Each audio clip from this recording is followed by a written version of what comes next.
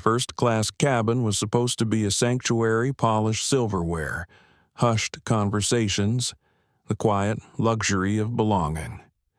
But for Dr. Amara Lewis, a black woman CEO on her way to finalize a multibillion-dollar deal, that sanctuary became a battlefield. What happens when dignity collides head-on with arrogance, when someone's quiet refusal to be erased forces the world to pay attention? This isn't just a story about a stolen seat. It's about the weight of assumptions, the audacity of prejudice, and the quiet strength of a woman who refused to move.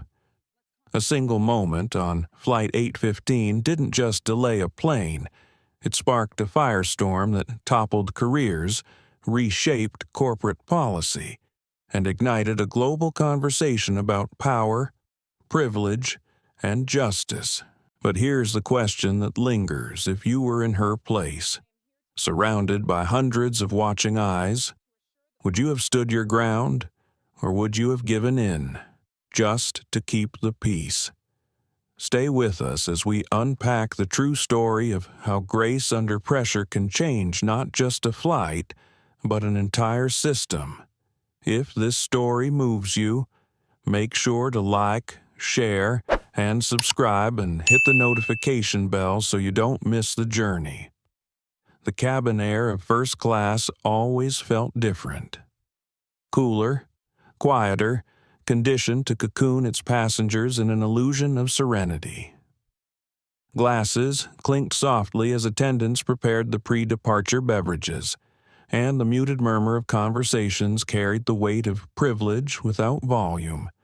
It was a sanctuary in the sky, a place where people expected the world to bend in their favor. On this Thursday morning at Boston Logan International Airport, Polaris Airlines Flight 762 was preparing for its nonstop journey to Los Angeles. Outside, the tarmac bustled with ground crew in neon vests directing luggage carts and catering trucks, but inside the first-class cabin, the air was calm, almost ceremonial. Dr. Amara Lewis adjusted the sleeve of her navy blazer as she stepped into the jet bridge. To the casual observer, she looked like any other polished business traveler. But appearances, she knew, rarely told the whole story. At 39, she was not only the founder and CEO of NovaLife Technologies, but also the architect of a medical revolution. Her company had pioneered a genetic diagnostic tool that could predict hereditary diseases with astonishing accuracy from a single drop of blood. Hospitals across the United States had begun to adopt the technology. But the real prize lay ahead, a $3.8 billion merger with Pacifica Health, one of the largest healthcare distribution networks in the world. That deal was waiting for her in Los Angeles. She had rehearsed every line of her pitch, every number in the valuation, every counter-argument the board might throw at her. But beneath the surface of all that preparation, she carried something heavier, the knowledge that her presence in certain spaces was still questioned, that for some people, her seat at the table or on this plane was seen as a mistake to be corrected. Amara was used to pressure, not just the atmospheric kind that would soon lift the Boeing 787 into the sky, but the relentless pressure of expectation. She had been carrying it since she was a teenager, the first in her family to attend college, the first to step foot on the campus of MIT, where she had studied biomedical engineering. Nights in the lab blurred into mornings. Ramen and vending machine coffee fueled her early experiments. She had learned then that exhaustion could coexist with clarity, and that resilience was a skill honed through repetition. Now, years later, the stakes were higher. Every decision she made had the potential to ripple out to millions of patients. She felt the invisible weight of those lives every time she boarded a plane, every time she stepped into a boardroom, every time she signed a contract. She bore it not with bitterness but with a steady resolve. As she often told her team, pressure is proof that what we do matters. Today, that pressure carried her down the long carpeted hallway of Logan's Terminal B. Her steps were measured, her face calm. She had checked her bag, carried only a slim leather portfolio, and kept her phone in hand. A text buzzed from Daniel Ruiz, her COO and closest confidant. All set for Pacifica. You've got this. Amara allowed herself a small smile. She typed back quickly, numbers are solid, deck is tight, just have to make sure I arrive on time, arrive and conquer. Daniel replied, remember, they're paying a premium because of you. Get some rest on the flight if you can. Rest. The word felt foreign, almost indulgent, but she promised herself she would at least try. When boarding was called, she moved easily into the priority lane. The gate agent, a cheerful woman named Elena, scanned her pass and looked up. Welcome aboard, Dr. Lewis, seat 2A, right up front. Have a great flight. Thank you, Amara said warmly. Small moments of recognition mattered.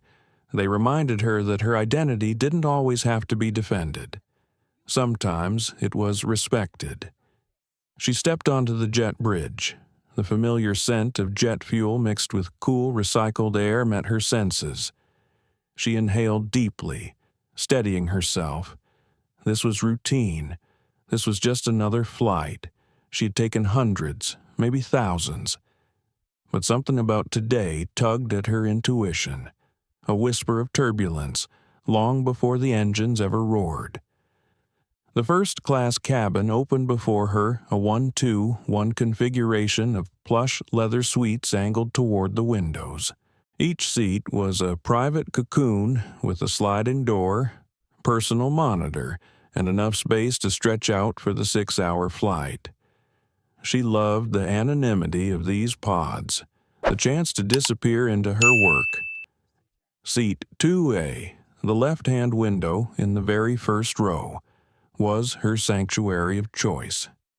But as she rounded the corner, her steps slowed. Something was wrong. Seat 2A was already occupied. A woman with carefully coiffed blonde hair sat reclined by the window, adjusting her cashmere shawl. Beside her in 2B was a broad-shouldered man with a gold watch glinting on his wrist, absorbed in a business magazine. They were laughing quietly, utterly at ease, as if the space belonged to them. Amara's chest tightened for the briefest moment. A flicker of fatigue crossed her features, the kind that comes from encountering the same scenario in countless variations over the years. Then she smoothed her expression into practiced neutrality. She approached calmly, waiting to be acknowledged.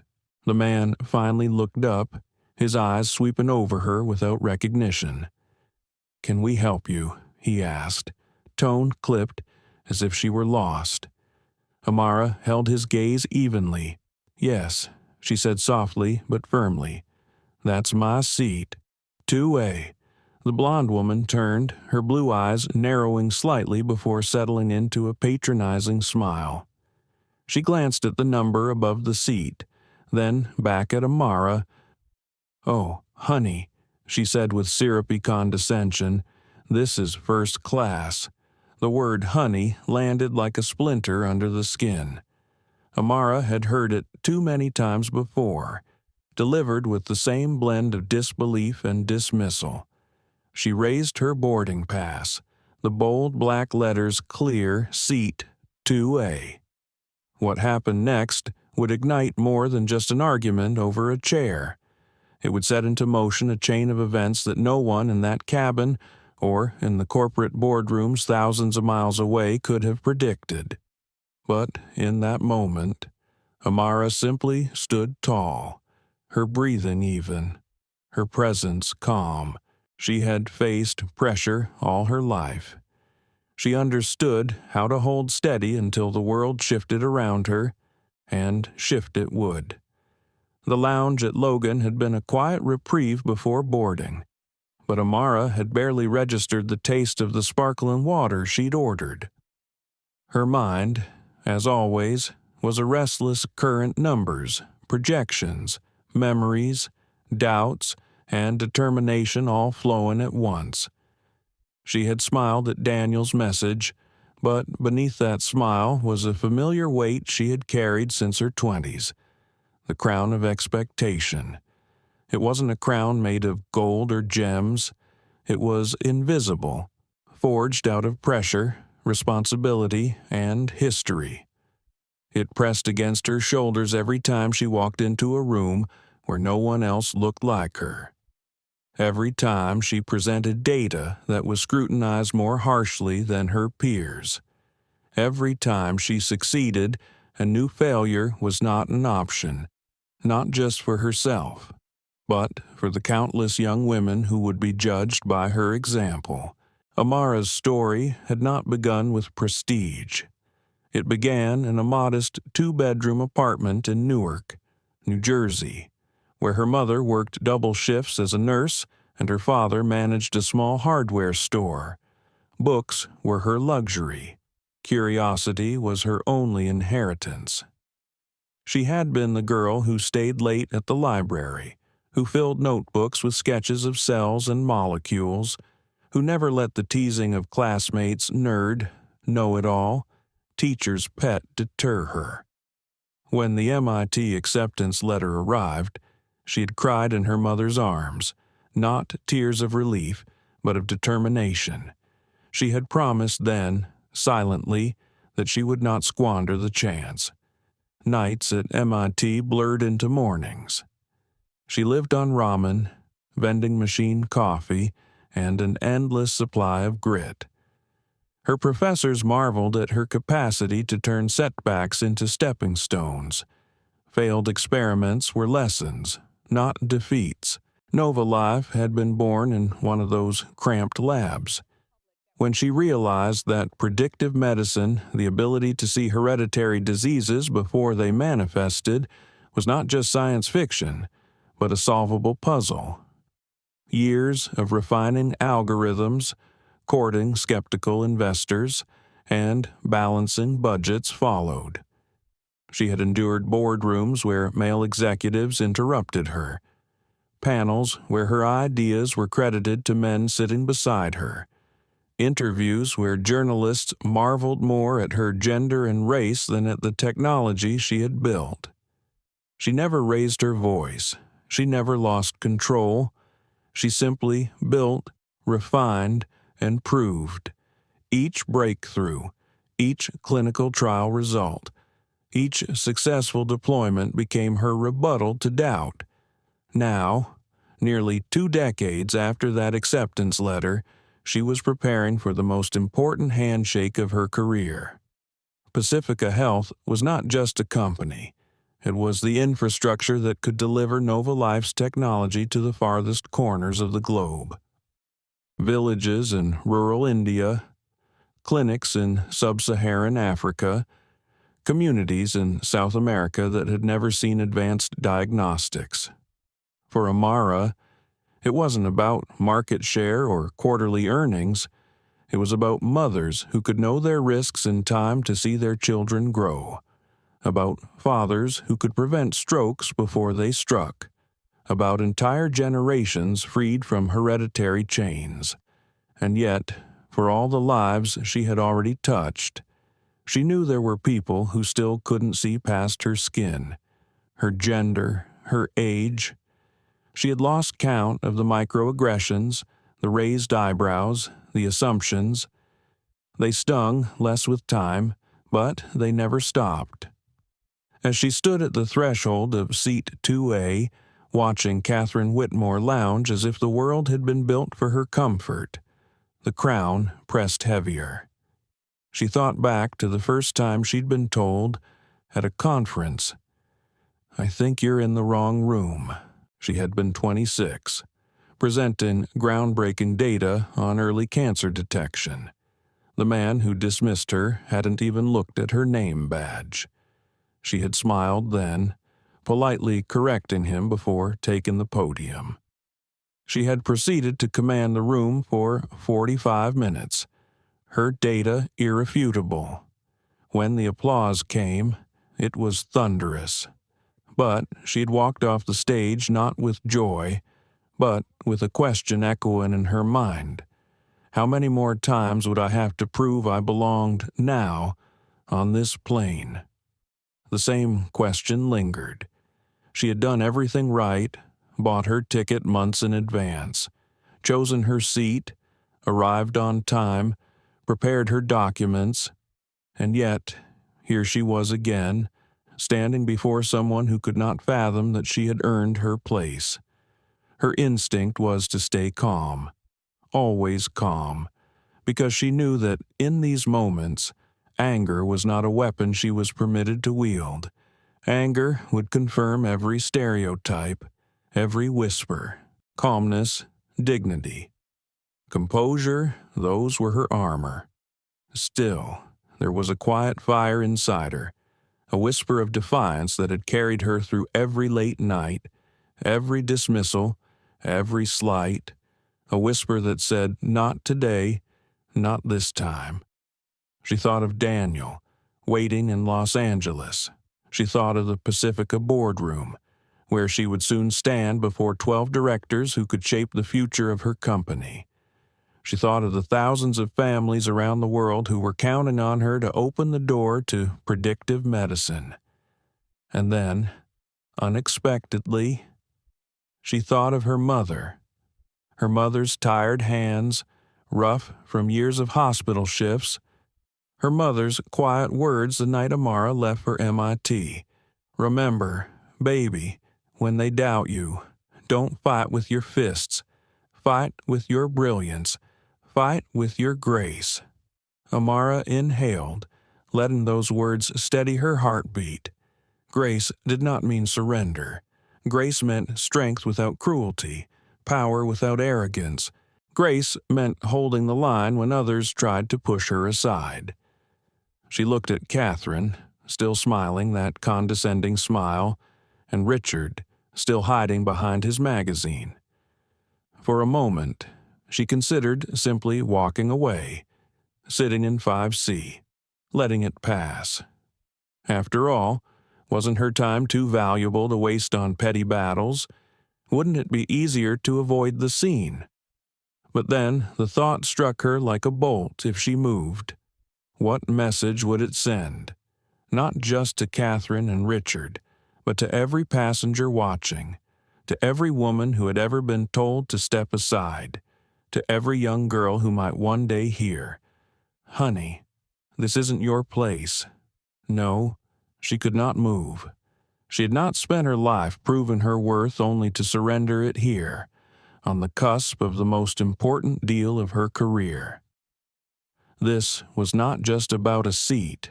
This was about dignity, about presence, about refusing to let the weight of entitlement crush her resolve. Her fingers tightened slightly on the leather handle of her portfolio. She straightened her shoulders. The decision was made. The storm was coming. But Amara Lewis, as always, was ready. The hush of the first-class cabin broke as soon as Amara spoke. Her voice was calm, almost soft, but the words carried weight. "That's my seat," she said. 2A. The blonde woman tilted her head, as if the statement were somehow amusing. Catherine Whitmore let out a small laugh that never reached her eyes. "Oh, sweetheart," she cooed, "I don't think so. We've been sitting in these seats for years. This is where we always sit." "Maybe check your ticket again." Amara's boarding pass was still in her hand. She raised it slightly, the bold black letters clear as day. 2A. Window confirmed. "This is the seat I purchased," Amara replied evenly. "Months ago." Richard Whitmore lowered his magazine with an audible sigh. His eyes, pale and cold, swept over Amara in a single dismissive glance. "Ma'am, economy is further back. I'm sure one of the attendants can help you find it." The word economy landed like a slap, not because it was beneath her, but because of the assumption behind it. It was lazy, thoughtless, rooted in the idea that someone like her could not possibly belong in row 2. Amara's jaw tightened, but she kept her tone level. "No, my ticket is for this seat. I'll need you to move, for the first time." The couple looked uneasy, not because they doubted her claim, but because she hadn't backed down the way they expected. Catherine's smile sharpened into something brittle. She waved a jeweled hand dismissively. "These things happen," she said. "The system glitches. Sometimes points tickets accidentally assign people to premium seats. We're full-fare passengers. We've flown Polaris on this route every month for the past 15 years. Trust me, sweetheart. You'll be more comfortable in 5C. It's still first class." The dismissal was casual, like she was doing Amara a favor by pushing her aside. Passengers behind them were beginning to bottleneck in the aisle.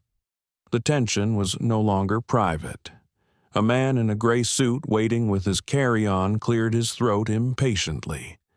Another passenger leaned to the side, curious, trying to catch a glimpse of what was happening.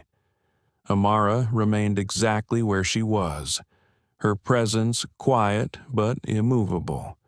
She looked not at Catherine, not at Richard, but at the seat itself, the seat she had chosen, the seat she had paid for. "This is 2A, she said again, more firmly now, "and it belongs to me." The silence that followed was interrupted by the approach of a flight attendant. She was in her late 40s, with a neat bun and a practiced professional smile. Her name tag read Patricia. "Is there a problem here?" Patricia asked, her tone polite but already strained. "Yes." Catherine jumped in quickly. "This woman seems to be lost. We're just trying to help her." Amara held Patricia's gaze and extended her boarding pass. Patricia took it, scanning the details carefully, her brow furrowed, then smoothed again into neutrality. "Yes, this does say seat 2A, she confirmed. She turned to Catherine and Richard. "May I see your boarding passes?" "Please." Richard huffed dramatically, as if the request itself were an insult. He reached into the pocket of his jacket with theatrical slowness and pulled out 2 slips of paper. He handed them over with a smirk. Patricia examined them. Her shoulders stiffened. She looked up at the couple with a troubled expression. "Mr. and Mrs. Whitmore, your assigned seats are 5B and 5C. That's row 5, not row 2. The words dropped into the air like stones into still water. A few passengers in the aisle shifted uncomfortably. The man in the gray suit raised his eyebrows, suddenly more invested. Catherine's smile collapsed into a scowl. "That's impossible," she snapped. "We specifically requested row 2. We always sit in row 2. Patricia's tone remained calm but firmer now. "I understand your frustration, but the manifest is clear. Your tickets are for row 5. I'll be happy to help you settle there." "Absolutely not," Catherine said, her voice rising. "This is a mistake. We're not moving." Catherine pointed at Amara without even looking at her. "Can take our seats in row 5. It's still first class. She won't mind." The audacity of it drew a low murmur from the passengers nearby. Phones were being raised discreetly now, little red recording lights flickering. The cabin was becoming a theater, and everyone knew they were watching the opening act of something much larger. Patricia looked back at Amara, and for a fleeting moment, Amara saw the conflict in her eyes.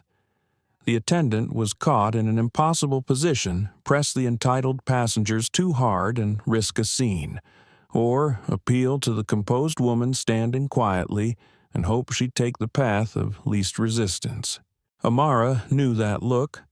She had seen it in boardrooms, in classrooms, in meetings where people silently begged her to make it easier by stepping aside. But she also knew what was at stake. She thought of her team, waiting in Los Angeles. She thought of the boardroom she was heading toward.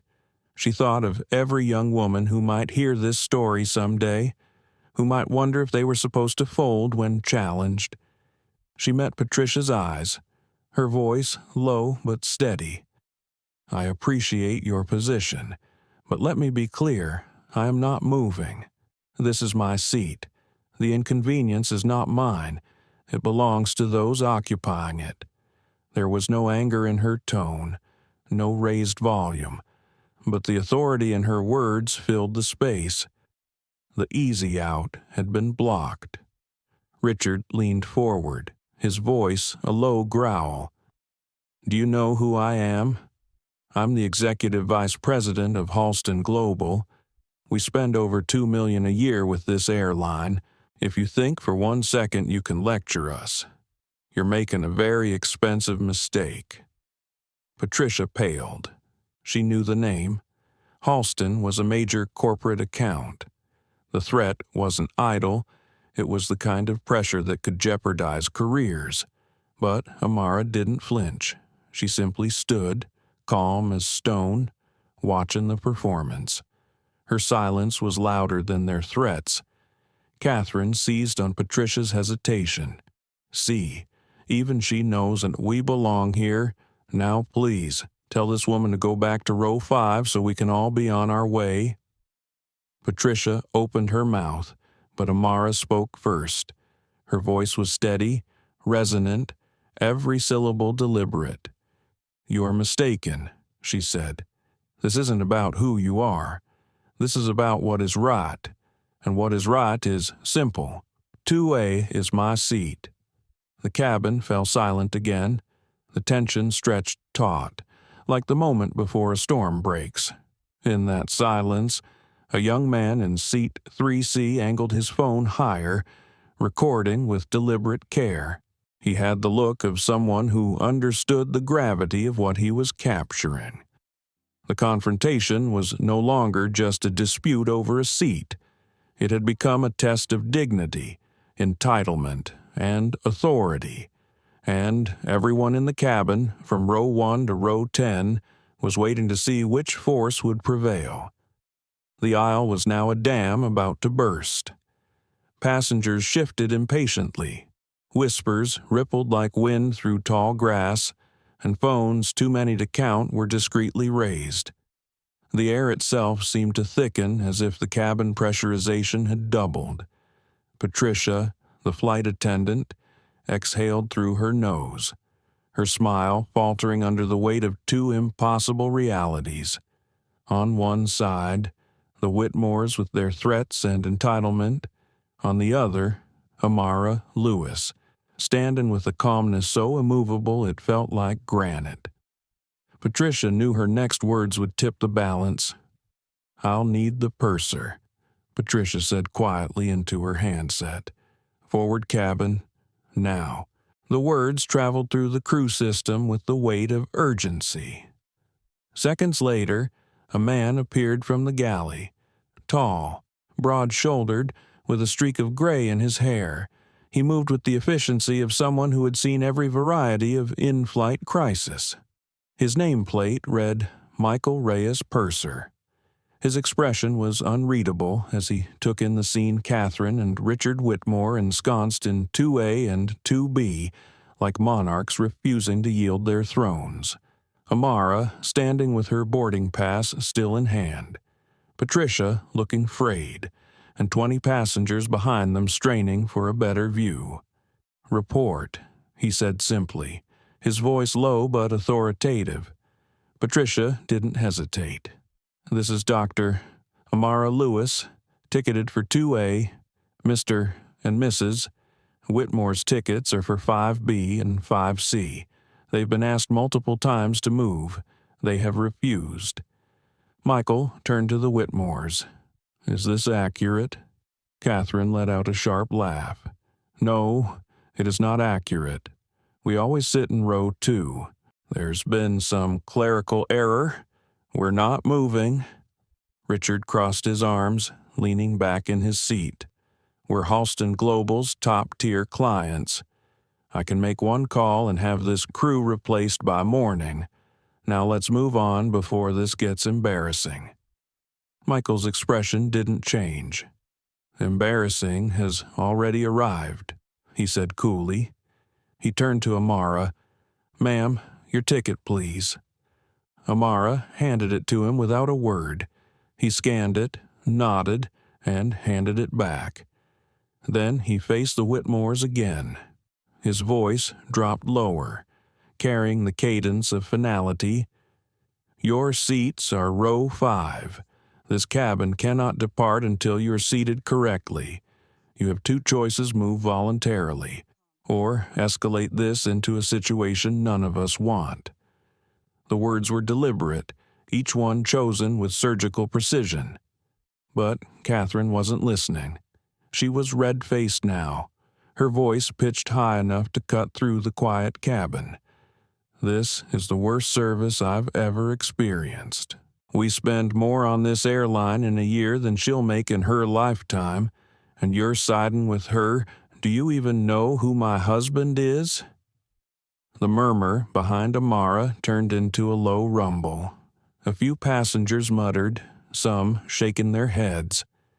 The young man in 3C angled his phone higher, his recording now brazen. Amara said nothing. She didn't need to. Her silence was its own kind of power, drawing attention away from Catherine's theatrics and toward her own stillness. Michael tapped his handset again. His voice was steady, but his words carried urgency. Captain, this is Reyes. I need you forward. Passenger noncompliance. The call was the point of no return. Everyone knew it. When the captain was summoned out of the cockpit, it meant the matter had passed beyond customer service into federal jurisdiction. The cabin hushed. Conversations died mid-sentence. All eyes shifted to the cockpit door. Moments later, the door opened with a muted click. Captain Adrian Monroe stepped into the forward galley. His navy jacket crisp, his 4 gold stripes gleaming under the cabin lights. He had the bearing of someone accustomed to command, not because he demanded it, but because the weight of lives and machinery had rested on his shoulders for decades. He didn't rush. He simply walked forward, his gaze sweeping once across the scene, registering every detail the passengers still waiting to board. Patricia's clenched jaw, Michael's steady stance, the Whitmores puffed up in indignation, and Amara standing like a monument of composure. When he spoke, his voice was calm but resonant, carrying the authority of law and sky. My name is Captain Monroe. I've been informed that we have a seating discrepancy preventing us from departure. Mr. and Mrs. Whitmore, your boarding passes state row 5. This passenger, he gestured toward Amara, is the rightful occupant of 2A. I am instructing you to move to your assigned seats immediately. Richard straightened, his bravado swelling in the presence of authority. Captain, with all due respect, we've flown this airline longer than you've worn those stripes. We're not moving. This is our row. Monroe's gaze didn't flicker. Sir, this is not a negotiation. The FAA grants me final authority over this aircraft and all persons on board. Refusal to comply with crew instructions is a federal offense. You will move, or you will be removed. The words landed like hammer strikes. Some passengers nodded subtly, grateful someone had finally put a spine into the confrontation. But Catherine wasn't finished. She leaned forward, jabbing a manicured finger toward Amara without ever looking at her. This woman is holding up the entire flight. If she'd just be reasonable and take our seats in row 5, we'd all be in the air by now. Instead, you're treating us like criminals. A man 3 rows back finally couldn't contain himself. No, he called out, his voice sharp. You're the ones holding us up. Move already. Another passenger chimed in. I've got a connection in Denver. You think I want to miss it because you don't know how to read a ticket. The rumble turned into a chorus. Voices layered, some muttered, some shouted. All of them, without exception, turned their frustration squarely on the Whitmores. Richard's face tightened. The shield of entitlement that had protected him for decades was showing cracks. Catherine glanced around, her eyes wide with disbelief. She wasn't used to being outnumbered. She wasn't used to being the villain. Amara still said nothing. She simply lowered her portfolio to her side, lifted her chin slightly, and held Captain Monroe's gaze. The captain nodded once, almost imperceptibly. He turned to Michael. Ground the aircraft. No one else boards until security arrives. The words detonated like thunderclaps. Grounded. The passengers groaned in unison. The delay meant missed meetings, missed connections, hours lost, and everyone knew whose fault it was. Catherine gasped, her outrage exploding into panic. You can't do that. You're grounding an entire flight because of her not, ma'am. Captain Monroe said coldly, I'm grounding it because of you. The silence that followed was absolute, broken only by the faint hum of the engines and the clicking of phones recording the scene from every angle. Catherine opened her mouth, but no words came. Richard's bravado evaporated, leaving behind a man suddenly smaller in his seat, his forehead damp with sweat. 2 uniformed security officers appeared at the cabin door. Their presence was quiet but undeniable. They didn't shout. They didn't threaten. They simply waited, their authority filling the space. Mr. and Mrs. Whitmore, Captain Monroe said, you are being removed from this flight for non-compliance. Please gather your belongings. The sentence was final, immovable. The cabin seemed to lean forward, watching. Catherine sputtered, her voice breaking. This is insane. We're not criminals. We just wanted our seats. But no one sympathized. Not the passengers, not the crew, not even Patricia, who had tried so hard to find the easy way out. The Whitmores were alone now, 2 figures surrounded not by allies, but by the judgment of 300 strangers and the unblinking eye of dozens of phone cameras. Amara finally exhaled, not with relief, but with clarity. She hadn't raised her voice, she hadn't begged, she hadn't surrendered. She had simply stood her ground, and the ground, at last, had shifted. The silence in the cabin was taut, stretched like a violin string about to snap. Then one of the security officers stepped forward. His voice was polite, but his tone carried the weight of finality. Sir, ma'am, please gather your belongings. You'll need to come with us. Richard blinked, as if the words hadn't computed. He laughed nervously, a thin sound that landed flat. You can't be serious. We were just about to move. We'll go to row 5. No problem. Right. Catherine's lips trembled. She nodded quickly, grasping for a lifeline. Yes, we'll move. We'll go. Just let us go back, please. But Captain Monroe's expression didn't soften. That option is no longer available. You've refused multiple direct instructions from crew. You're no longer passengers on this flight." The officer gestured toward the aisle. "Please, stand." The cabin erupted not in chaos, but in a chorus of raw reaction. A businessman in row 4 muttered, "Finally." A woman in row 6 said louder, "About time."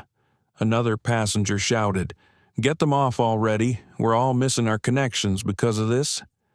Every voice was aimed like a spotlight at the Whitmores. The couple who once commanded attention with their entitlement were now reduced to unwilling actors in a play of disgrace. Every movement scrutinized, every expression captured on glowing phone screens. Catherine's hands shook as she fumbled with her cashmere wrap. Richard's face was a mask of sweat and fury, his eyes darting desperately for an ally and finding none. The officer opened the overhead bin and pulled down their sleek roller bags. The click of the handles extending echoed like a drumbeat through the stillness. "Please," Catherine whispered, her voice trembling. "We're not criminals." But her words only fueled the murmurs. "No one said you were criminals," the woman in row 6 said, her tone sharp. "You're just selfish." The young man in 3C angled his phone carefully, capturing the tears streaking Catherine's face, the flush of humiliation on Richard's cheeks. He zoomed in on the roller bags, the symbol of their forced exit. The walk began.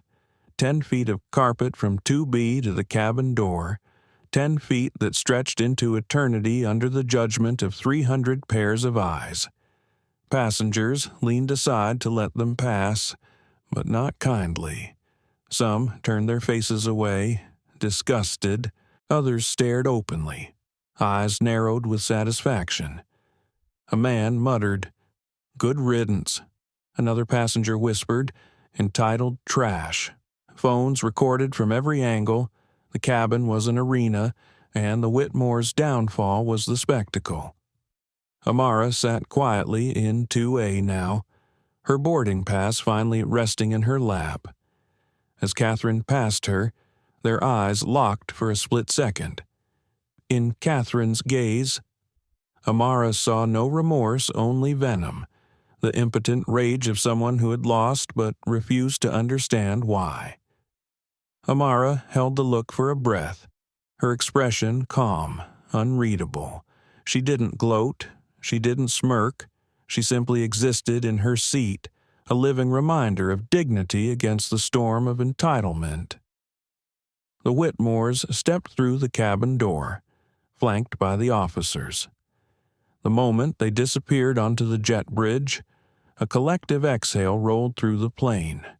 The tension broke, replaced by groans and muttered complaints about missed meetings, ruined schedules, and wasted time. Captain Monroe returned to the cockpit, his voice soon filling the speakers. "Ladies and gentlemen, this is your captain. We apologize for the delay. The unruly passengers have been removed from the aircraft. However, due to this incident, federal regulations require us to conduct a full cabin sweep and recheck the manifest. This will take approximately 90 minutes. We thank you for your patience." The groans deepened. 90 minutes was not a minor delay.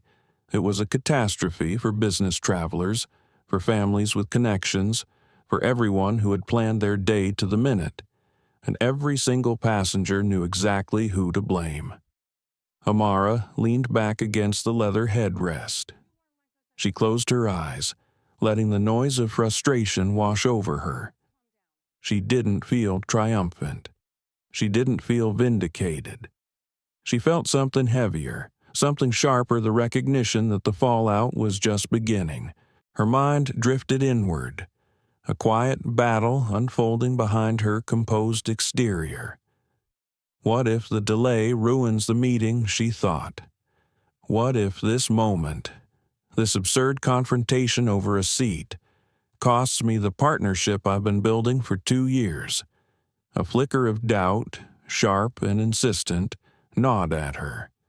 She could see the faces of her team, waiting in Los Angeles. She could hear the questions they'd ask silently. Why didn't you just take another seat? Why didn't you make it easier? But then she remembered the faces of others, her mentors, her younger colleagues, her niece who had once said, "Auntie, I want to be like you when I grow up."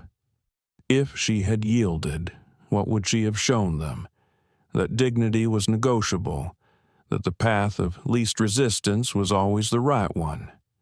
No. She had chosen the harder path, and though the consequences were unknown, she knew the choice itself had been necessary. Her phone buzzed. She glanced at the screen. Dozens of notifications piled up. Texts, emails, news alerts, a message from her COO, Marcus Hill. "We're seeing something online. Call me when you can." Her brow furrowed. Online. She opened her messages, her thumb hesitating over one link that had already been forwarded to her by 3 different colleagues. She clicked. A video filled the screen. Shot from 3C, clear audio, the confrontation, the arrogance, the captain's arrival, the grounding. Caption: Entitled couple refuses to leave black woman's seat. Gets an entire plane grounded. Amara's chest tightened. The view count was already climbing into the hundreds of thousands. Comments flooded beneath it. Outrage, support, condemnation of the Whitmores. Praise for her composure. Her face was everywhere. Her name was not yet attached, but it was only a matter of time. She set the phone down slowly. The storm outside the cabin had already begun to brew. Around her, the cabin buzzed with conversation. A businessman in 3A leaned forward. "Ma'am, I just want to say, you handled that beautifully. Most people would have lost it." Amara gave him a polite nod, though inside she felt no pride, only the gravity of inevitability. Another passenger whispered, not quietly enough, "She's a CEO." "Right. I think I've seen her in Forbes." The speculation spread like wildfire down the rows. Phones buzzed, screens lit up. Already, the identity hunt was underway. Amara closed her eyes again, centering herself. She couldn't control what the world outside would do with the footage. All she could control was the meeting that still awaited her. She pulled out her notebook and pen, flipping to the page with her key figures. Her hand was steady as she wrote Helios deal, 2 p.m. No excuses. She underlined it twice, each stroke of the pen an anchor against the tide of chaos. Out on the tarmac, the Whitmores were being escorted into a waiting security vehicle. Their world was crumbling. Inside, Amara sat quietly in 2A, her presence an unshakable reminder that dignity, once claimed, could not be stolen. The door sealed with a hiss, muffling the chaos of the jet bridge. The cabin seemed to sag with collective relief, though frustration still buzzed like static. The flight attendants began moving briskly, sweeping the aisles, checking bins, ticking boxes on their manifest. 90 minutes of mandatory delay lay ahead. For some, it meant ruined connections. For others, lost deals. For Amara, it meant walking into her most critical meeting already behind schedule. She settled back into 2A, pulling the seatbelt across her lap. Her body remained still, but her mind raced. She replayed the confrontation frame by frame, Catherine's smirk, Richard's threats, Patricia's hesitation, Captain Monroe's cold authority. Had she handled it correctly, she hadn't raised her voice, hadn't escalated. Still, the delay gnawed at her conscience like a slow drip of acid. Her phone buzzed again. She unlocked it. The video had spread faster than she thought possible. The young man in 3C, his name was tagged as Ethan Cho on social media, had posted the clip 15 minutes earlier. The caption was blunt. White couple refuses to leave black CEO's seat. Plane grounded. Captain is a legend. Already it had 1 million views. By the time Amara blinked, it was at 1.2 million. Comments cascaded below like a waterfall. The entitlement is insane. That woman is Grace under fire. Absolute queen. Anyone else notice the husband name dropped his company? Somebody find out where he works. And then it happened. The internet's hive mind detectives went to work. Within an hour, screenshots of Richard Whitmore's corporate bio were plastered across every major platform. Executive Vice President of Sales, Whitmore Industries, headshot grinning beside words about strategic partnerships and leadership in global markets. Now, paired with images of him sweating under the cabin lights, eyes wide with panic, Catherine was identified next. Her charity gala photos juxtaposed with frames of her shouting at the captain. The hashtags began multiplying like brush fire. John grounded by greed on Seatgate, dignity in 2A, Amara stared at her phone, chest tight. She hadn't asked for this storm, hadn't courted it, but it was forming around her whether she liked it or not. She thought of Marcus Hill again, her COO, steady as bedrock. He'd warned her more than once. The world is always watching you, Amara. Sometimes when you least want it. She typed a quick reply to his earlier text. I'm fine. Situation resolved. Meeting still priority. Prep fallback options. She hesitated before sending it. Should she acknowledge the video? No, not yet. She couldn't afford distraction. The deal was still the horizon, and she couldn't lose sight of it. Across the aisle. Patricia glanced at her, eyes uncertain. For the first time all evening, the flight attendant's voice was soft, almost apologetic. Dr. Lewis, she said quietly, I'm sorry. Truly, you handled yourself with more dignity than most people could. Amara gave her a small nod.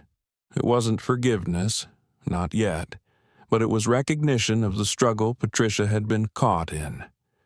The purser, Michael, passed by, speaking in low tones to another attendant. When he looked at Amara, he paused, inclining his head in a gesture halfway between apology and respect. The engines finally roared back to life. The delay wasn't over, but momentum had returned. The aircraft lumbered away from the gate, heavy with the weight of 300 restless passengers. At cruising altitude, the cabin lights dimmed. The hush of flight filled the space, a sound Amara had always found strangely soothing. It reminded her of nights in the lab, the hum of machines surrounding her, the sense of being suspended between exhaustion and discovery. She closed her eyes. Images flickered her niece's smile, the late nights coding predictive algorithms, the patients whose lives had been saved because her company's test caught what traditional diagnostics had missed. This was why she couldn't yield. It wasn't about the seat. It was about the principle that her place in the world was earned. Rightful, undeniable. Her phone buzzed again. This time, a news alert. Breaking viral video shows couple removed from transatlantic flight after refusing to give up seat to black female CEO. The headline punched through her chest. It wasn't just a video anymore. It was news. And with news came consequences. She opened her inbox. Dozens of emails from colleagues, reporters, even strangers flooded in. Some offered solidarity. Some demanded comment. Others were thinly veiled attempts to bait her into controversy. Her fingers hovered above the screen, then withdrew. No statements, not yet. Her silence was power, and she would not squander it. She turned instead to her notebook. In neat handwriting, she mapped out contingency plans. If arrival late video conference option. Key data points projected ROI, clinical trial results, distribution agreements, anticipated objections timeline for adoption, competitor pushback, regulatory hurdles. Each line steadied her heartbeat, pulling her back from the whirlwind outside. She wasn't just a passenger anymore. She was a leader on the cusp of reshaping healthcare. That had to remain the focus. Still, the conflict gnawed. What if they only see the video? What if they reduce me to a symbol, a headline, a case study in entitlement versus dignity?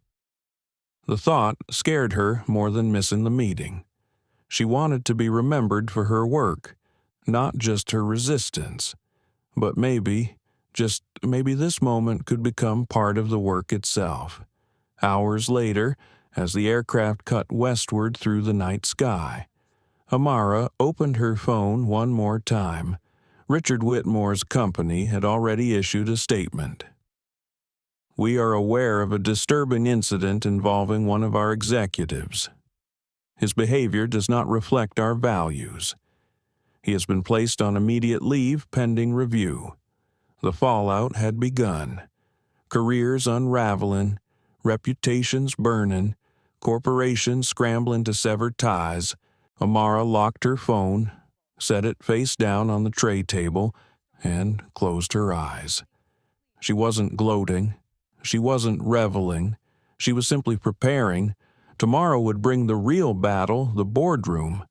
But tonight, 35,000 feet above the earth, she allowed herself one small truth she had stood firm, and the world had seen. The wheels hit the runway at LAX with a shudder that rippled through the cabin. Passengers craned their necks, already anxious about connections. Some muttered curses, others sighed in resignation. For Amara, the landing wasn't relief. It was the beginning of another kind of turbulence. Her phone buzzed furiously as soon as airplane mode lifted. Notifications stacked like dominoes, endless, relentless. Her screen became a strobe of breaking news banners, emails, missed calls. She blinked at the headlines crowding her lock screen. Viral airplane video captures shocking confrontation. Couple removed from first class after refusing seat to black CEO. NovaLife's Amara Lewis at center of storm. Her name was out. No more anonymity. The world now knew exactly who the woman in 2A had been. She inhaled slowly, grounding herself. Outside, the California sun painted the tarmac gold, but inside her chest, a shadow pressed tight. She hadn't asked for this spotlight. She hadn't planned to make a stand that would echo beyond the cabin. Yet here it was, unavoidable, demanding. A soft chime signaled the seatbelt sign's release. Passengers lunged for the overhead bins, shuffling for their bags. Amara stayed seated, letting the crowd surge past. Better to move slowly, deliberately. She opened her phone again, scanning messages. Marcus Hill, her COO, had left 4 texts and 2 missed calls. The latest read, media requests pouring in. CNN, Bloomberg, even BBC. Call me immediately. Her stomach tightened. She tapped his number. He picked up on the first ring. Amara. Marcus's voice came in hushed urgency. You okay? I'm fine, she said quietly, delayed, exhausted, but fine. How bad is it bad? Marcus admitted. The video's everywhere. 10 million views by now. And climbing, hashtags trending, dignity in 2A. Grounded by greed, and one I can't decide if I love or hate, down Amara strong. She exhaled through her nose. They've turned it into a movement. Yes, Marcus said. But here's the thing. Investors are watching. Partners are watching. The board at Helios has probably already seen it, and they're impressed. They see you as composed, unshakable under fire. It may actually strengthen our position. Amara's brow furrowed. She leaned back, clutching her leather notebook tighter. Strengthening is one thing.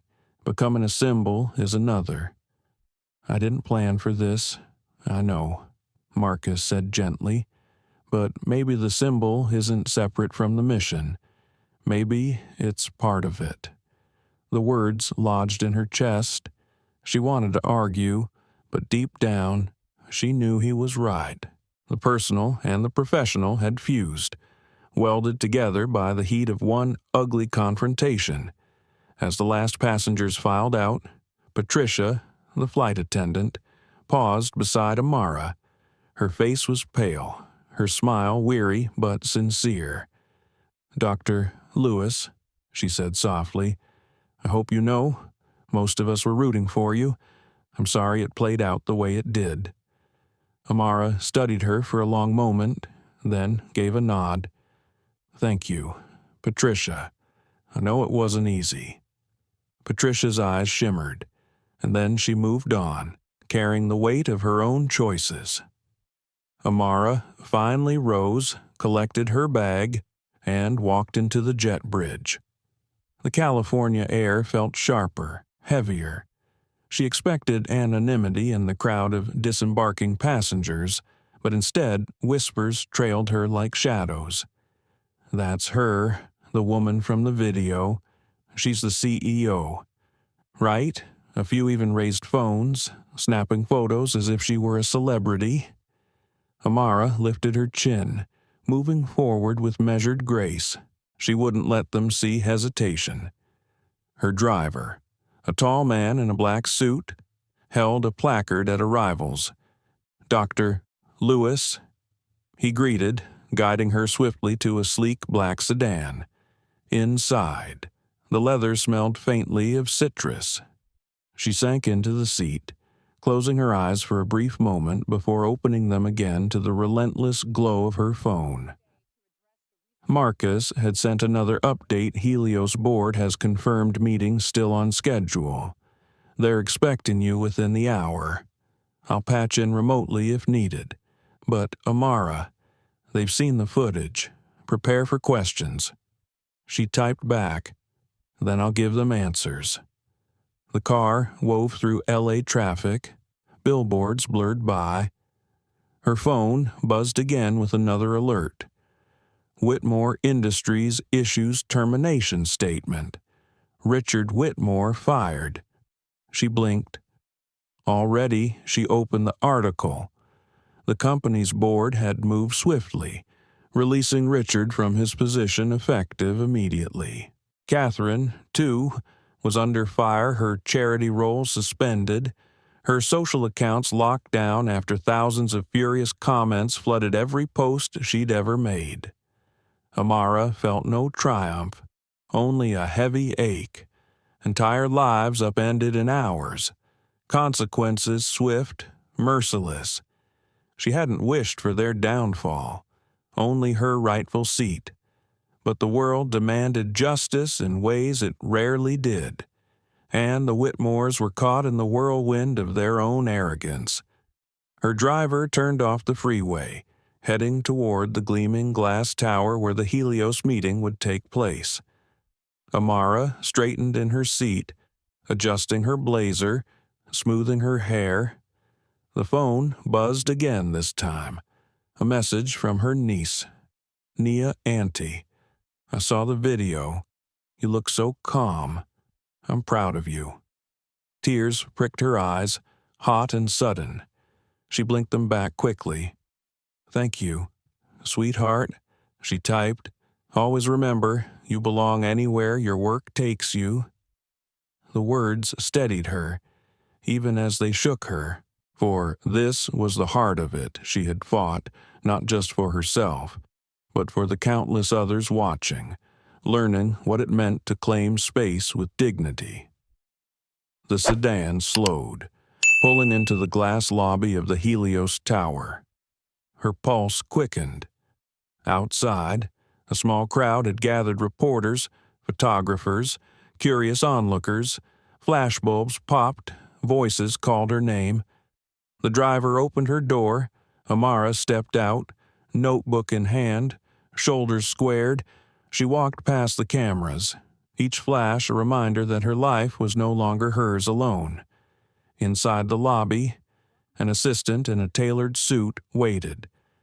"Dr. Lewis," he said warmly, extending his hand. "Welcome. The board is ready for you." Amara nodded. "Then let's get started." Her heart pounded as the elevator doors slid shut, carrying her upward toward the 50th floor. She closed her eyes, whispering inwardly the mantra she had lived by since her earliest struggles in the lab: grace under pressure. Always. The elevator chimed. The doors opened to a hushed, gleaming hallway. At the end stood double doors of polished oak. Behind them, 12 of the most powerful people in biotech were waiting. Behind them, the future of NovaLife hung suspended. And just beyond those doors, Amara knew the storm of her day would either transform into triumph or swallow her whole. The doors swung open with a soft whoosh, and the hum of voices inside the boardroom fell into silence. 12 men and women, each one representing billions in capital and decades of industry experience, turned their eyes on her. For a heartbeat, the world seemed to stop. The room itself was striking floor-to-ceiling windows, spilling late-afternoon light across polished oak and brushed steel. Beyond the glass, Los Angeles sprawled in smog-hazed beauty, the Pacific shimmering faintly at the horizon. A long table stretched before her, lined with figures in tailored suits, faces sharp with curiosity. Jonathan Crane, Helios's chairman, stood to greet her. He was silver-haired, broad-shouldered, his voice resonant with the calm authority of a man who had weathered storms far larger than most. "Dr. Lewis," he said, extending a hand. "Welcome. We appreciate you making the trip in spite of unforeseen complications." Amara clasped his hand firmly. "Thank you, Chairman Crane. Complications have a way of clarifying priorities, and my priority remains the future of health care." A flicker of approval crossed his face as he gestured for her to take a seat at the head of the table. She set her leather notebook down, unclipped her pen, and folded her hands before her. The whispers resumed, papers shuffled, laptops snapped shut. Crane cleared his throat. "Before we begin, allow me to acknowledge the obvious. Many of us have seen the events from your flight. They were difficult to watch, yet your composure was remarkable. Tell us, Dr. Lewis, how do you separate the personal from the professional when the entire world seems determined to merge them?" The question hit like a gauntlet thrown. Amara inhaled slowly, her pulse steadying. She looked around the table, meeting each pair of eyes. "I don't separate them," she said finally, "because they were never separate to begin with. What happened on that plane wasn't about a seat. It was about an assumption, one rooted in a system that too often decides who belongs and who doesn't. I faced it calmly because that's the same challenge I face in this industry every day. Assumptions kill progress. Data drives it. And NovaLife is data clinical, financial, human. That's what I bring you today." A murmur rippled through the board. Some leaned back, nodding. Others scribbled notes. Crane gave the faintest smile. "Well said. Then let us proceed." Amara rose, connected her laptop to the projector, and the room filled with her slides. She launched into her presentation, her voice clear, calm, imbued with the quiet conviction of someone who had lived every number on the page. She spoke of NovaLife's diagnostic platform, capable of predicting hereditary disease with unprecedented accuracy. She laid out global adoption models, distribution agreements already in motion, letters of intent from health ministries across 3 continents. Charts glowed with growth projections. Testimonials underscored the human stakes. Her words painted not just a financial opportunity, but a vision. "We're not selling tests," she said, her voice steady. "We're selling time, years of life that families would otherwise lose. And the Helios merger gives us the network to deliver that time to the world." When she finished, silence reigned. Then came the question, sharp, probing, relentless. "Your valuation hinges on immediate international scaling," said Gerald Marks, a board veteran with hawk-like eyes. "Competitors will drag you into regulatory quicksand. How do you avoid trench warfare?" Amara smiled faintly. "If we were simply building better tests, you'd be right. But we're not. We're offering predictive certainty. Our competitors can tell you you're sick. We can tell you you're going to be sick. That's not a war in the trenches. It's flight in the sky while others are still crawling. And regulators.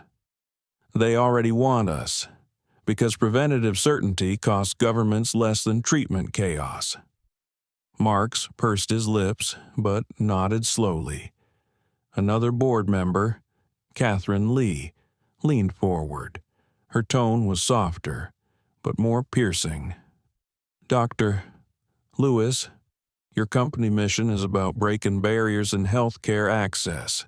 After this morning's ordeal, do you see parallels between systemic bias in healthcare and what you personally endured?" The room held its breath. This was the question Amara had known would come. She set down her pen, folded her hands, and spoke with measured calm. "Yes, the parallel is exact. Bias in airports, in hospitals, in boardrooms denies people access to what they've earned, to what they need, to what could save them. On that plane, my place was questioned. In healthcare, patients' lives are questioned every day by systems that assume who deserves care and who doesn't. NovaLife doesn't argue with assumptions. We dismantle them with data, our results, our patents, our revenue that is our proof. And today, I sit here not as a victim of bias, but as the CEO of the company that can erase it from medicine." For a long moment, silence filled the boardroom. Then Catherine sat back, nodding, eyes glistening. "Thank you," she said softly. Jonathan Crane cleared his throat again. "I think we've heard what we need to hear. Let us take 5 minutes to confer." Amara was escorted into an anteroom with floor-to-ceiling glass overlooking the city. She stood by the window, her reflection superimposed on the skyline, hands trembling just slightly as adrenaline ebbed. Her phone buzzed, a text from Marcus. How did it go? She typed back one word strong. 5 minutes felt like 50. Finally, the door opened. Crane beckoned her back into the boardroom. All 12 members stood. At her seat lay a leather-bound portfolio, its weight visible even before she touched it. Crane's voice boomed across the table. "Dr. Lewis, the board has voted unanimously not only to approve the merger under your terms, but to increase our capital investment by $50 million. We believe in your mission, and we believe in you." The applause that followed was not polite. It was thunderous, unguarded, unanimous. Amara's throat tightened. She bowed her head briefly, then signed the documents with a steady hand. The ink dried quickly, sealing a $4.3 billion deal that would alter the course of global medicine. When she looked up, every board member was on their feet. It was a standing ovation, not for her ordeal, but for her triumph. Jonathan Crane extended his hand again, this time with a rare warmth in his voice. "Character," he said, "is the strongest collateral, and yours is unimpeachable." Amara clasped his hand, her eyes shining. "Thank you.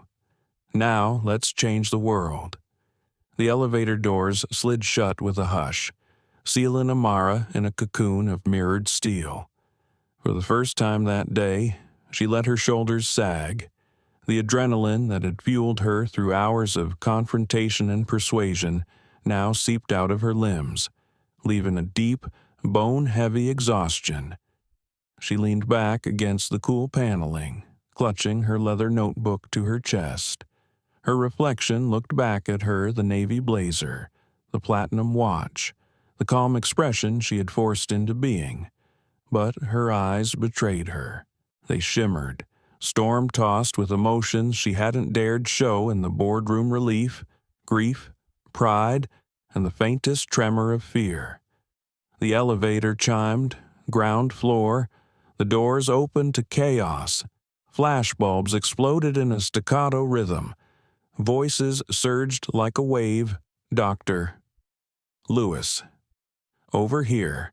How does it feel to be vindicated? What do you say to young women who see you as a role model? Do you believe race played a role in what happened on that plane?" The lobby had transformed into a press gauntlet. Cameras perched on shoulders, microphones thrust forward, reporters elbowing for position. Security guards tried to form a human buffer, but the tide pressed close, hungry for a statement. Amara's pulse raced. She had expected attention, but not this. She paused, every instinct screaming to duck into the waiting car outside. Yet another voice inside her, steady and insistent, whispered, "They will tell your story without you. Speak now, or lose the narrative."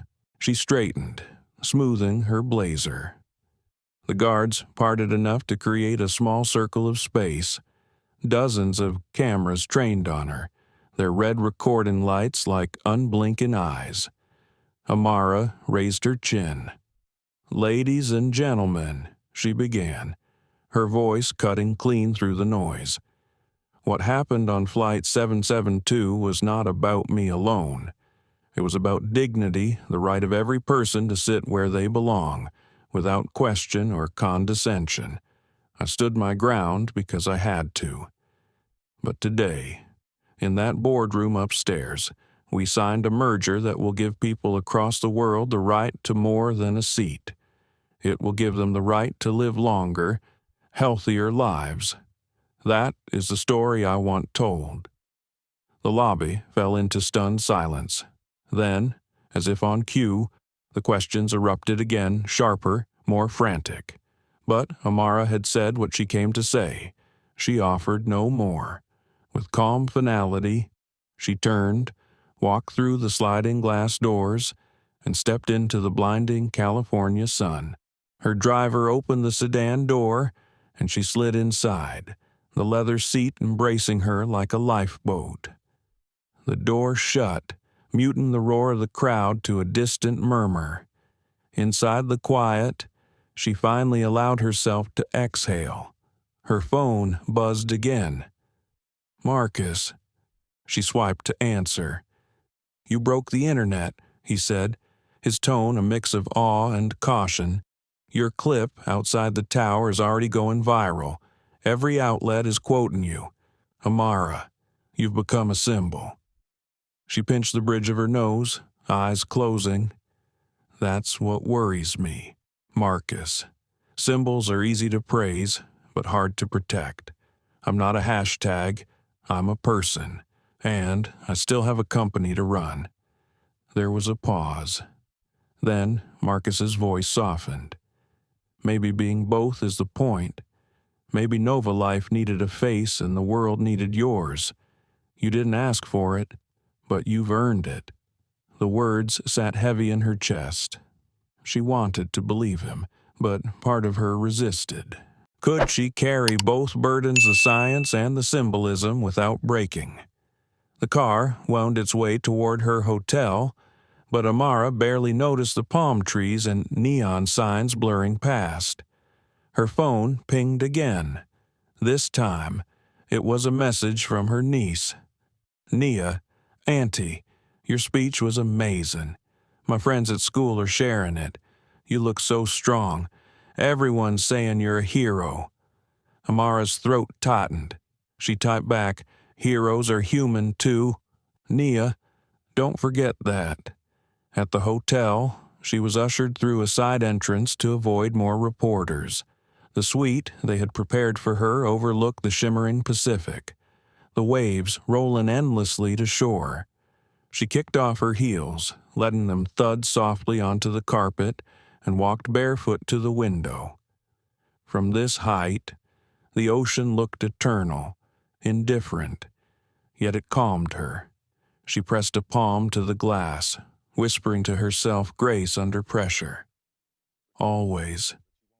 But grace, she knew, came at a cost. Her thoughts turned to the Whitmores. The Internet's fury had already dismantled Richard's career, stripped Catherine of her social standing, and painted them as villains in a morality play they had scripted themselves. She felt no pity for their entitlement, yet there was a quiet sorrow in seeing lives implode so spectacularly. She poured herself a glass of water, sat at the desk, and opened her notebook. On the fresh page, she wrote 3 words in neat block letters: power, dignity, consequence. Her mind churned with the paradox. She had not sought revenge. She had not demanded anyone's downfall. Yet, by simply insisting on her rightful seat, she had set in motion a cascade of accountability the Whitmores could not escape.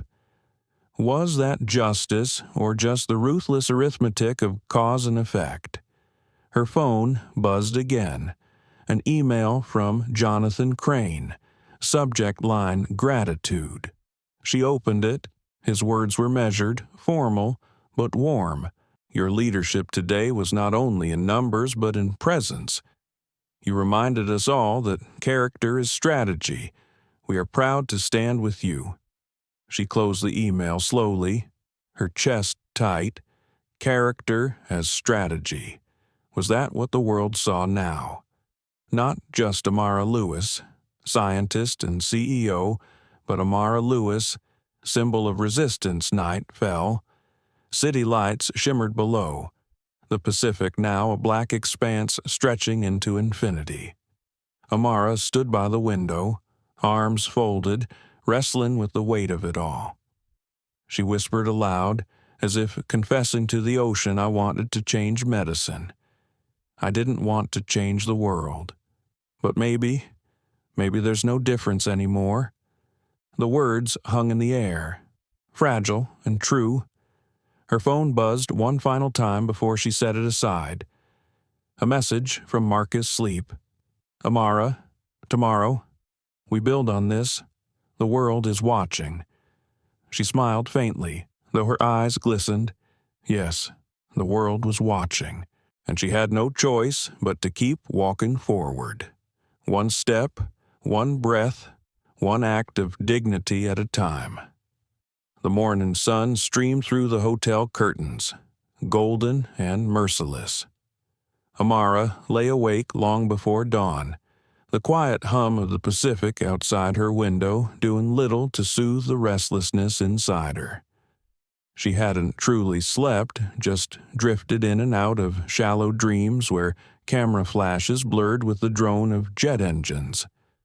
Her phone was already vibrating when she picked it up from the nightstand. Marcus's voice was brisk, urgent.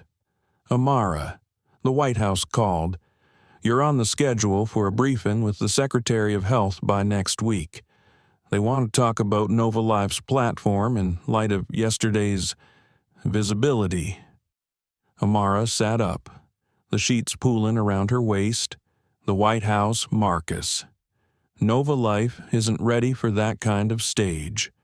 You may not feel ready, but the world's already put you there, and that's just the start. His tone softened. The FAA is opening an inquiry into passenger treatment protocols. The airline is scrambling, and Helios stock up 9% overnight. You've shifted entire markets without touching a spreadsheet. She pinched the bridge of her nose.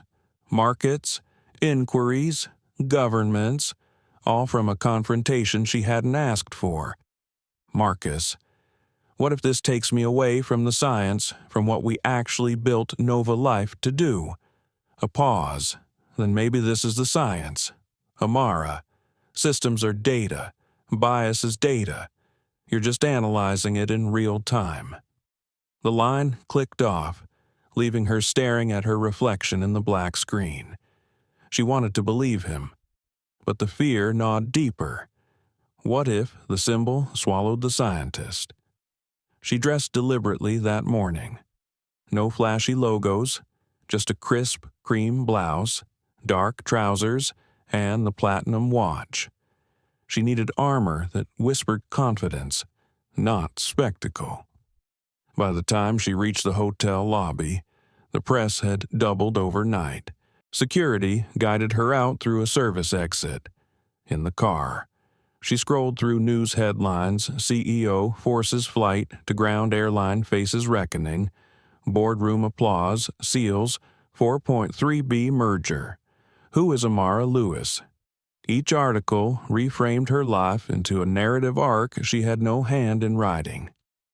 At Helios headquarters, she met again with Jonathan Crane and his team. The mood was triumphant, yet cautious.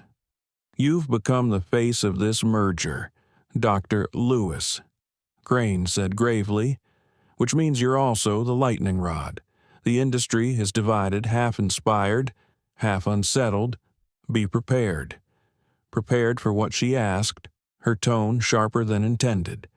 For being more than a CEO, he replied simply. For being a movement, the word unsettled her. Movements devoured people, left them as slogans carved onto protest signs. She'd built NovaLife to predict disease, not to become a case study in dignity politics. Yet she could see the truth in Crane's eyes. The merger was not just about numbers anymore. It was about trust. And trust had chosen her face. That afternoon, she met with a delegation of investors from overseas. Their questions were practical distribution networks, patent protections, but beneath each inquiry she sensed the same subtext. Is she steady enough to lead through this storm? She answered with calm precision, her pen sketching diagrams on notepads, her voice unshaken. Yet, inside, she wrestled with the corrosive thought, do they see my science or just my skin? Later, as she stepped into the corridor, she caught sight of a TV in the lobby. A panel of commentators debated her story like it was sport. She represents progress. One said, she represents division. Countered another, she represents accountability. A third chimed in. Amara felt her stomach twist. She hadn't represented anything. She just wanted to sit in her seat. That evening, she called her niece, Nia. The teenager's voice was bright with awe. Auntie, you're everywhere. My teacher showed your video in class. Everyone clapped. They said you're proof we can be anything. Amara smiled, though her throat ached. I'm proud of you. Nia, just remember being anything is hard work. It's not applause, it's sacrifice. Then I'll work, Nia said simply, like you. The words steadied her more than any boardroom vote. She ended the call, eyes stinging. As night fell, Marcus visited her suite. He carried a bottle of tea and a stack of printed reports. "The backlash against the Whitmores has intensified," he said. "Richard's been formally charged for interfering with crew instructions. Catherine's charities have cut ties. They're finished." Amara set the tea down untouched. "I didn't want them destroyed, just corrected. Correction and consequence aren't always separate," Marcus said gently. "Sometimes the world only learns through ruin." She turned toward the window, the ocean a vast shadow beyond the glass. "Then why do I feel hollow? Because you're human. And because you know the cost of dignity isn't just paid by those who lose it, it's paid by those who defend it." His words lingered long after he left. Alone, she scribbled in her notebook again. "Dignity is heavy, but silence is heavier." She stared at the words, her pen trembling. Then she underlined them twice. The next morning, her schedule was relentless calls with regulators, interviews with journalists, strategy sessions with Helios's communications team. Each demanded not just her knowledge but her presence, her composure, her calm. By midday, she felt more like a diplomat than a scientist. During a brief pause, she caught sight of herself in the restroom mirror. She barely recognized the woman staring back. Not the researcher in a lab coat, not even the CEO hunched over quarterly reports. This was a new incarnation, battle-worn, scrutinized, dissected. For a moment, doubt gnawed at her again. Could she sustain this without losing herself? Could she still be Amara? Or was she becoming only Dr. Lewis? The headline. She closed her eyes, breathing deeply until the doubt softened. When she opened them, she whispered grace under pressure. Always. By evening. She collapsed into her sweet chair, exhaustion tugging at her limbs. Her phone buzzed with one last notification, a trending hashtag, #Stand with Amara. She opened it cautiously. Thousands of messages filled the feed.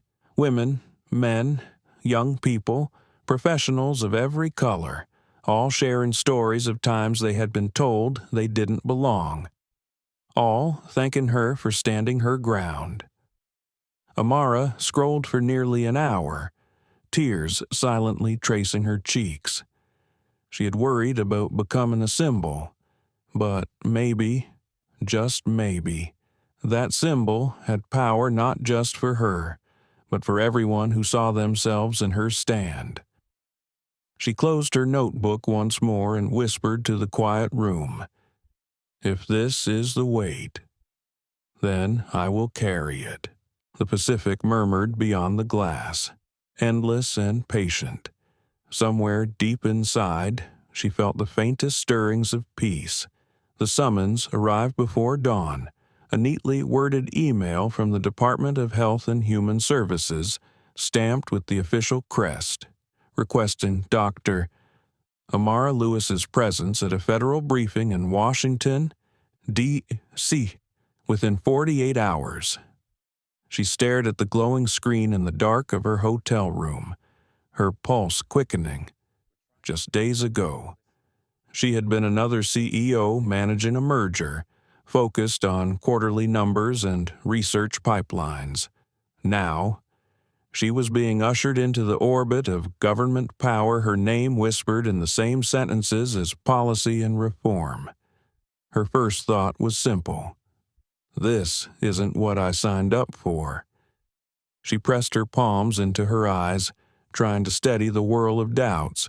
Was she ready to navigate this arena, where egos clashed and every word became a headline? Would her voice be amplified or twisted beyond recognition by breakfast? Marcus was already knocking at her suite door, files in hand, his face alive with both urgency and pride. "This is it. Amara. They want you on Capitol Hill.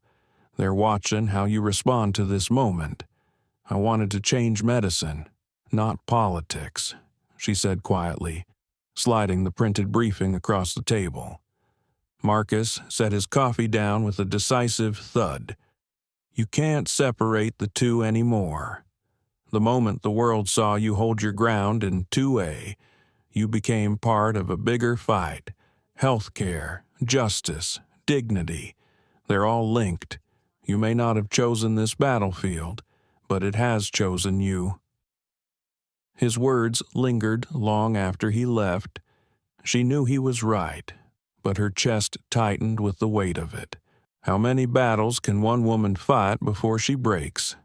Later that day, she flew to Washington on a private charter arranged by Helios. The irony wasn't lost on her only days after being denied her rightful seat. She now had an aircraft to herself, yet solitude didn't bring peace. As the plane hummed through the clouds, she sat staring at her reflection in the darkened window. What if I stumble? What if my calm slips one misstep, and they'll say the symbol was just a fluke? Her mind flickered back to Catherine Whitmore's venomous gaze, Richard's threats, the cabin full of watching eyes. In that moment, she had been steel, but steel could bend, could shatter. When the plane landed, a government vehicle whisked her past monuments lit in the golden evening light. The city buzzed with its own kind of turbulence, the swirl of policy, ambition, and power. Her driver leaned back to murmur, "They're calling you the woman in 2A. Whole country's talking." She gave a polite nod, though inside she recoiled. I am more than a seat. The next morning, the federal briefing convened in a stark white conference room lined with screens. Cabinet officials, senators, and advisors sat in a semicircle, their expressions carefully neutral. Cameras were forbidden, but Amara felt the invisible weight of history pressing on her shoulders.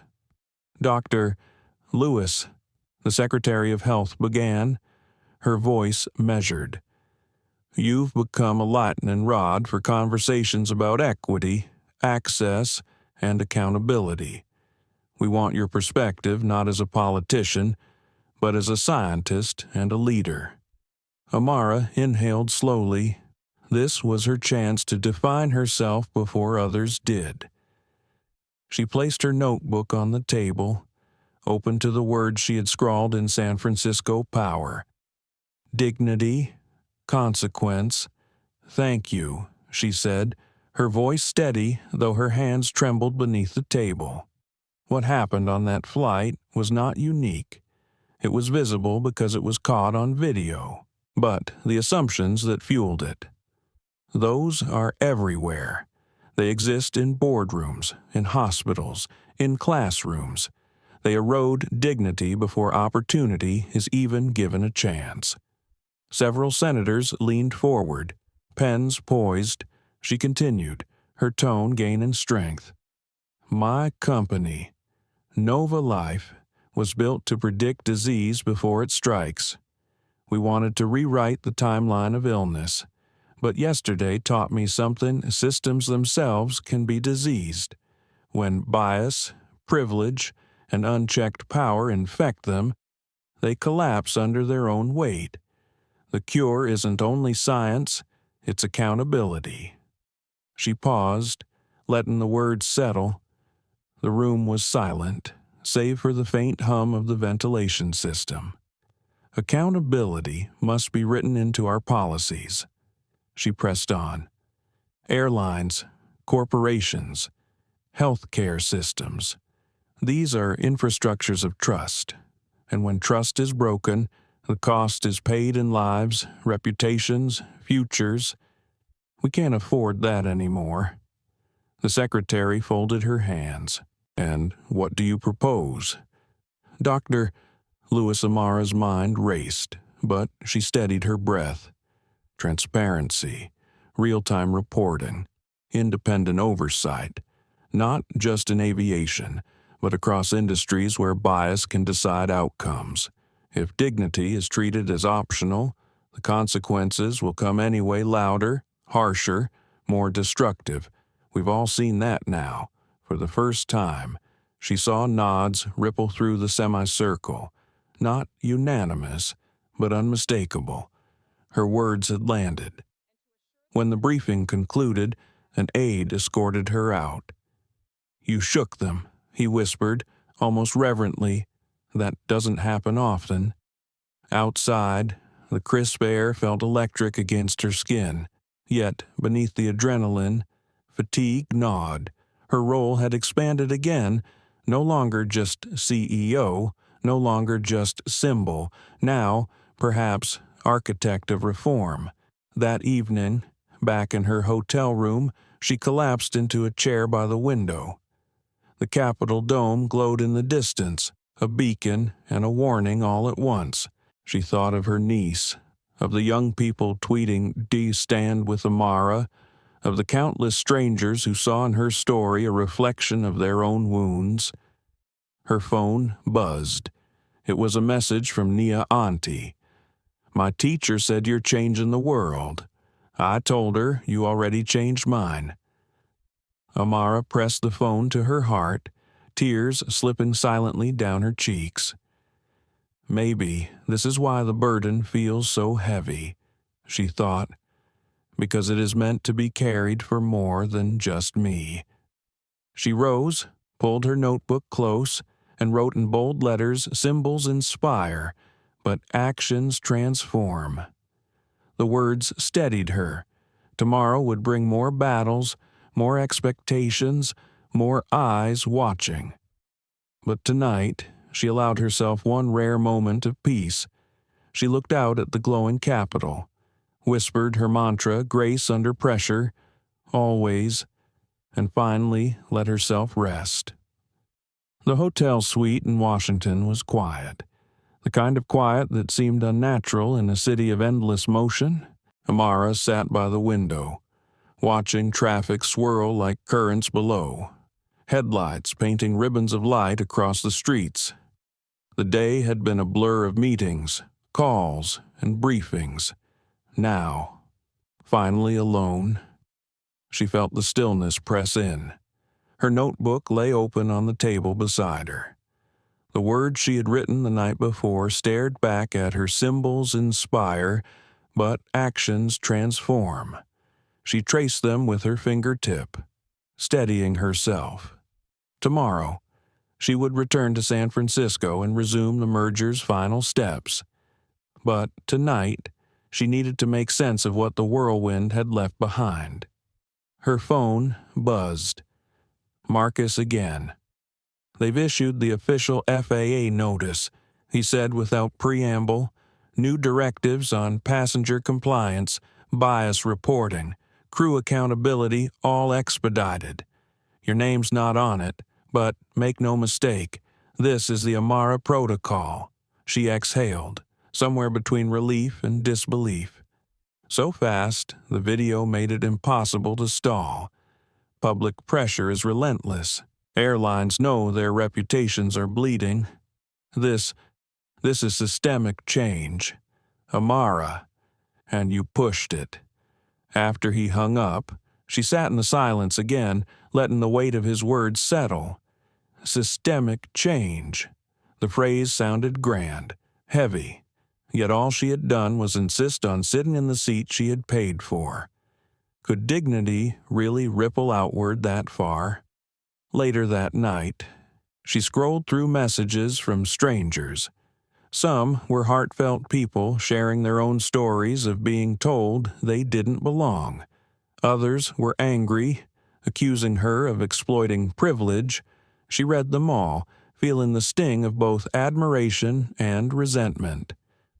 Her thoughts turned to Richard and Catherine Whitmore. News outlets had confirmed his firing, her forced resignation, their removal from airline rosters. In another life, she might have felt satisfaction. But now, she only felt the hollow truth their downfall didn't erase the prejudice that fueled their arrogance. It only proved how destructive that arrogance could be when dragged into the light. She closed her eyes and let the exhaustion wash over her. Tomorrow, She would fly again. She wondered how it would feel, whether the cabin would once again feel like contested ground, or whether she might finally sit in peace. The next morning, her driver escorted her to the airport. As she entered the terminal, whispers rippled through the crowd. People recognized her, the woman in 2A, the CEO who had stood her ground. Some smiled warmly, others simply stared. A young woman approached timidly, clutching a worn leather satchel. "Dr. Lewis," she asked, I just wanted to say thank you. I'm starting medical school next fall, and seeing you hold your seat, it meant more than I can say." Amara's chest tightened. She placed a gentle hand on the student's shoulder. "Don't thank me," she said softly. "Just promise me you'll hold your own seat, wherever life puts you." The young woman nodded, eyes shining, and disappeared into the flow of passengers. Boarding her flight back to San Francisco, Amara braced herself, but this time, no confrontation awaited her. The flight attendants greeted her with careful respect, almost reverence. She took her seat 1A again, as fate would have it, and settled in. For the first time in days, she felt a flicker of calm. As the plane lifted into the sky, she opened her laptop. The merger documents glowed on the screen, contracts worth billions. But her mind drifted, replaying moments that had nothing to do with balance sheets, the condescension in Catherine's honey, the captain's decisive authority, the roar of applause in the boardroom, Naya's hopeful voice over the phone. This is what leadership feels like, she realized. Not the tidy metrics she had once envisioned, but the messy, human weight of responsibility, the burden of being seen. Hours later, as the plane descended toward San Francisco, her phone pinged with a new email. It was from Jonathan Crane. "Board unanimous, integration plan approved, funding increased, effective tomorrow. Helios NovaLife merger launches globally." She closed her eyes, the hum of the engines vibrating through her bones. Victory had come, but at a price she hadn't expected. That evening, standing once more in the Helios boardroom, she faced the partners who had once doubted her. Robert Crane leaned forward, his gaze steady. "Dr. Lewis," he said, "your science convinced us, but your composure this week, that inspired us. This partnership isn't just about medicine anymore. It's about trust." She nodded, understanding the deeper truth. The world trusted her, not because she had fought for power, but because she had refused to surrender dignity. Later, in the quiet of her San Francisco apartment, she watched the city lights flicker. She thought of the countless voices online, the letters of thanks, the criticisms, too. She thought of her niece, of the student at the airport, of every person who had been told they didn't belong. She whispered into the stillness.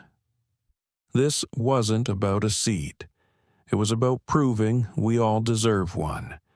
The next morning, NovaLife released its official statement. It didn't mention the incident. Instead, it declared its mission to make predictive health care available to every community, every patient, regardless of wealth or background. It announced a new fund, the Dignity in Health Initiative, dedicated to providing early diagnostic tools to underserved populations worldwide. The press called it brilliant. Investors called it visionary. But Amara knew it was simply the next step forward. In the months that followed, the world changed in small but unmistakable ways. Airlines implemented bias training. Companies reviewed their codes of conduct. Schools taught her story alongside case studies of civil rights.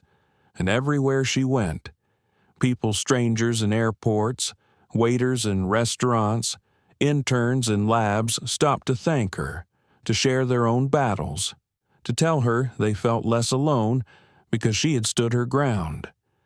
Amara carried their stories carefully, knowing each one was a reminder of why she could never back down. On a quiet evening, sitting by the bay, she wrote the final words in her notebook, "Dignity is not negotiable. It is the seat we all deserve." She closed the book, slipped it into her bag, and smiled not the triumphant smile of conquest, but the quiet and steady smile of a woman who understood that her journey was only beginning.